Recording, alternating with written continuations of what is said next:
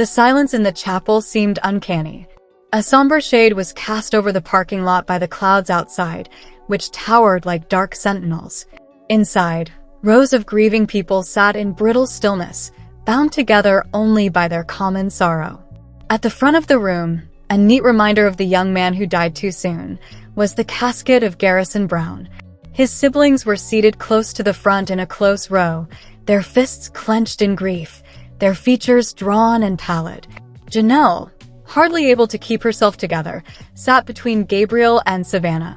The glimmer of candlelight was the only movement amid the oppressive silence. Zoom lenses were calibrated to record distance rather than intimacy, while TLC's cameras were politely positioned along the walls with the sound off. No sound bites, no dramatic close-ups. The network had agreed. Only respect. However, one camera had been left on despite the limitations. As mourners lowered their heads, it sat silently in the back corner, neglected, still recording. It caught her at that point. Robyn Brown. Hey, hello, everybody. Welcome back to my channel TLC Flicks. Make sure to give this video a thumbs up. She dabbed at her red-rimmed eyes with a light handkerchief. Her stance was tense as she sat next to Cody. The camera zoomed in a little while the preacher talked about Garrison's unselfish service, his humor, and his difficult last days. She leaned in Cody's direction, and the corners of her mouth turned up for the smallest moment, hardly perceptible to the naked sight. A smile. If you blink, you'll miss it. The lens, however, did not wink. It caught it, frame by frame. Christine and Janelle were sitting in a quiet meeting room at TLC headquarters a few weeks later. They had been brought together by the producers for a storyboarding session for the upcoming season. However, the mood was particularly tense, and the tone was subdued. A young editor with a pallid face entered with a laptop. The lead producer whispered, "We have something to show you." Christine's forehead wrinkled. "What is it?" The video rolled. As the sneer came to life on screen, Janelle's hand gently lifted to cover her mouth. The room's air grew heavier. "Repeat it," Janelle stated bluntly. They did. And once more. And once more. With tears in her eyes, Janelle muttered, "She smirked at my son's funeral. She's smiling, and my son is in a casket 10 feet away?" Christine's voice broke. "This is wicked." No other terms could be found. Buried deep in the vault of unutilized material, the moment that had been meticulously removed from transmission was now exposed, raw, and indisputable.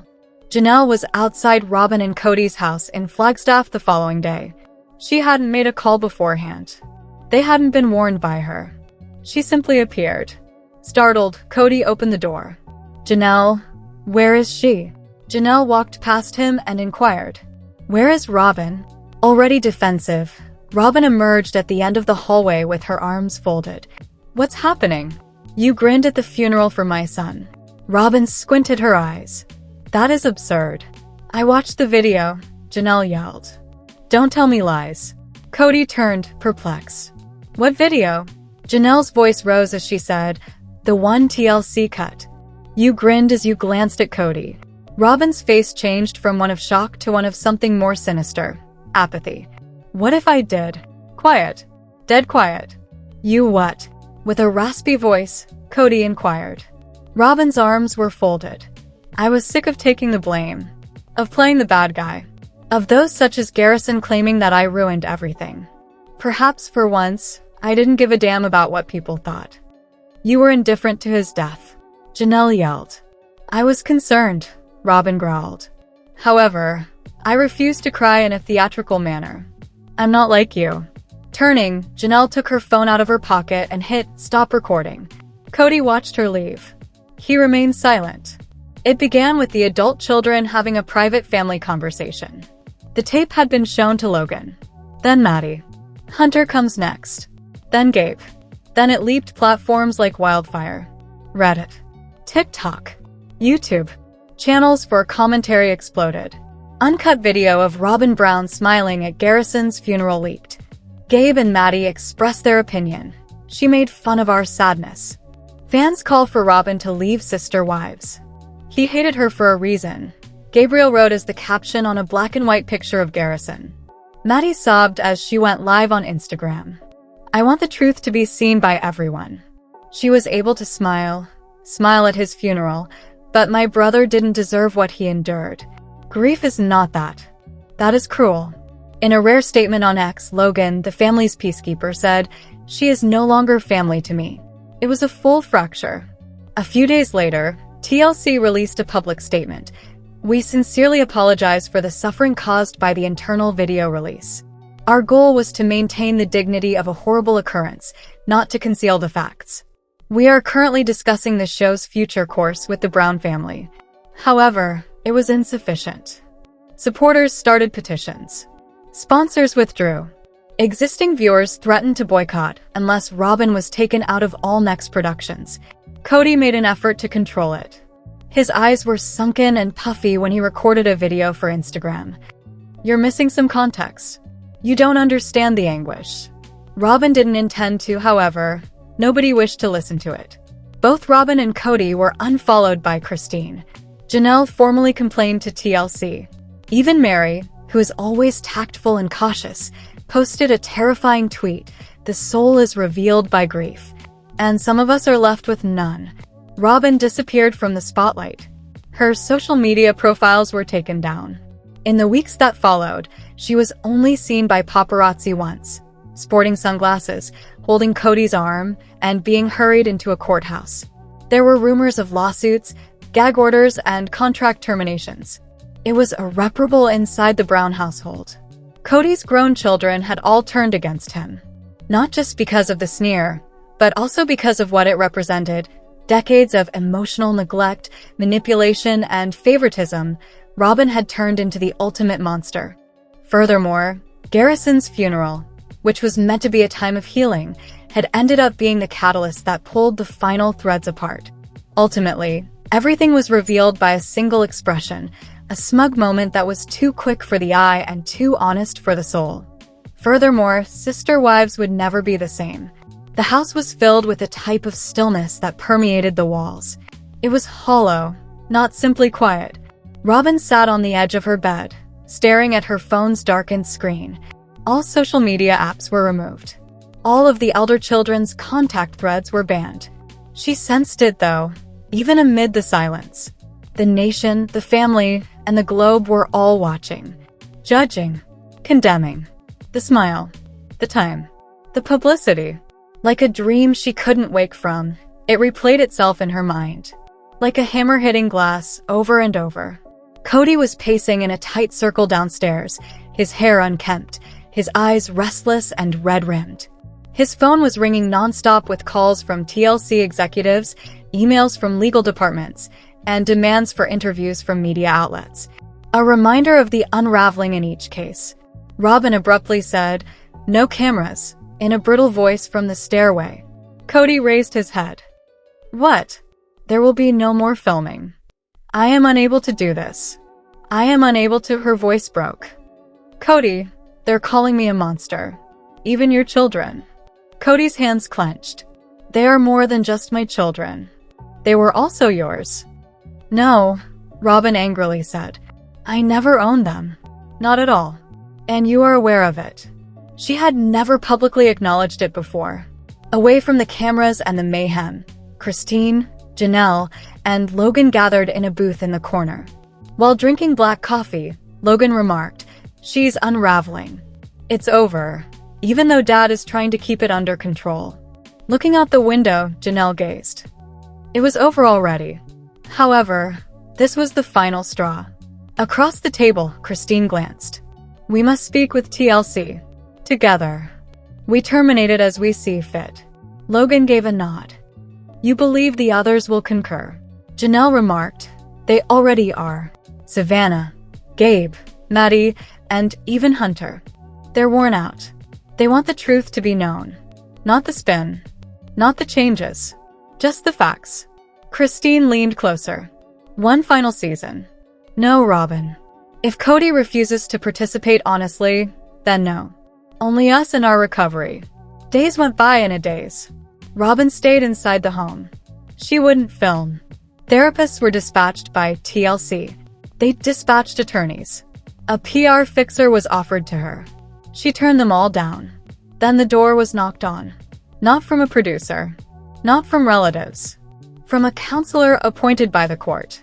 A petition had been submitted, discreetly, by the attorneys for a number of the Brown children. It accused Robyn of emotional misbehavior and asked for an impartial assessment of her capacity to take part in reality filmmaking with children and those who have experienced trauma. As Robyn read the papers, her hands trembled. "This is insane," she muttered. However, it wasn't insane. It was a result. She shut down in response. Totally. Within 48 hours, TLC was notified that Robyn Brown would no longer be a member of Sister Wives, tape confessionals, or be featured in promotional material. The isolation of Cody struggled without Robyn on screen. He was asked to explain the video by TLC. In response to the sneer, "Must face the criticism with sincerity." He declined. Editing, he said. He held the fans accountable. He held Janelle and Christine responsible. However, he was unable to place the blame on himself. Cody found himself adrift while filming was suspended and episode airings were postponed. He was seen talking about loyalty and treachery while slouching in a leather chair in a dimly lit Flagstaff office. "I dedicated my entire existence to this family." He told the camera, "I bled for it. They suddenly behave as though I'm the bad guy. They have no idea what I was carrying." He banged his fist on the table when asked if he thought Robyn's smile was improper. He growled, "Don't you dare question my wife's grief. You were absent from our home. You have no idea what we lost." However, the harm was irreparable by that point. Hunter, Maddie, and Gabriel met in Flagstaff. Not for the movie. For organizing. A vision came to them. A documentary series. Just one season. One last chapter. But it would be theirs this time. No meddling. Not a spin. No agenda for TLC. Their goal was to share Garrison's tale. His happiness. His suffering. No one talked about the mental health issues. The fight with Cody. The disagreement with Robyn. The covert manipulation. No one, not even the producers, responded to the call for assistance. With a notebook in her hand, Maddie stood in the front of the living room. Money is not the issue here. The truth is at issue. Garrison was worthy of more than a smirk. They started compiling texts, emails, and clips. They made contact with former crew members. Mary even offered to record a bit. For Garrison, Janelle and Christine consented to be executive producers. The tentative title for the documentary series was What Was Lost? The Story of Garrison Brown. Robyn observes from the background. The promo was released many months later. In a matter of minutes, it became viral. Robyn sat by herself on the couch, her face drawn and pale, her hair tied back in a loose bun. It had been a week since she last saw Cody. During a disagreement, he had stormed off and never returned. The teaser was shown on the TV. He was the brother who made us laugh, but when he began to fade away, no one paid attention. I will always remember the voicemail he left me. Garrison isn't the only person involved. It concerns all of us. A still image from the funeral was the final frame, a second before the grin. Then, blackness fades. Robyn shut off the television. "They'll never forgive me," she muttered to the empty room. And she was correct for once. And there's more. Sister Wives fans are attempting to put the fractured pieces of the polygamous family back together as season 19 has begun to settle down. The relationship is officially over as Cody Brown finally acknowledged having a favorite wife and losing Garrison Brown. Although season 19 had many difficult moments, I found 3 to be particularly noteworthy. In my opinion as a viewer, these events permanently altered the family's trajectory. Let's examine. Janelle Brown has always had a knack with numbers, as Sister Wives viewers are aware. She has been promoted as the polygamous family's banker since season 1. Janelle would check the financial viability of any ideas that came to her. The family would have constructed and relocated to Coyote Pass long ago if she had her way. However, Cody's latest allegations have people reeling. Because everyone was drawing from the same account, Janelle said during the tell-all, "I never felt like I had much control over my own money." Additionally, although Janelle initially believed that a family money pilot was a fantastic concept, gradually animosity developed among all parties. "That's how we set up our family," the mother of 6 continued. However, it was incredibly difficult toward the end. We all had to weigh in on what bills needed to be paid, how we were going to pay them, and who should get priority when we first started. Then for the past few years, Cody would simply withdraw money, and I'm not sure why, Janelle went on. Additionally, a lot of money was being spent. In response, Cody refuted the accusations. I was a husband to more than just Janelle and a father to 18, he asserted. Therefore, there were numerous locations where money needed to go that weren't always Janelle's concern. What is that saying? The source of all evil is money. Mary Brown was arguably one of the few wives who embraced Robyn Brown. She made an effort to show kindness to the fourth and favorite wife, despite the fact that it was a gesture that would ultimately backfire. When the patriarch mentioned that he wishes his wife were more like Robyn, the mother of one said, "I don't think that's fair for him to even say at the reunion." According to Mary, Cody wanted to raise every wife up to the same level of divine love as he had for Robyn. However, that was untrue. During her confessional, Mary was clearly irritated. "We're all supposed to be Robyn," she said. "I'm Mary and I apologize. I will not be like Robyn. I'm going to be my own individual person," she continued. "I'd rather not be her." It wasn't until the season that Mary realized Robyn wasn't her friend. The former first wife began to doubt her faithfulness after she was used and abandoned. Mary quickly came to the conclusion that she had to leave Cody and never turn back. Cody eventually acknowledged what everyone knew after 10 years of watching Sister Wives. Above all, he loved Robyn. When it came to Robyn, Cody broke every rule. She was the object of his long-term courtship. Before getting married, the couple had sex.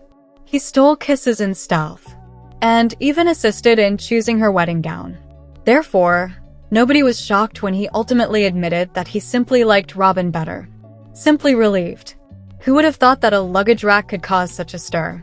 However, Cody consistently took the rack for his belongings while the other women's baggage remained on the ground. Robyn said, yes, when asked if she had the baggage rack. "This is really dumb.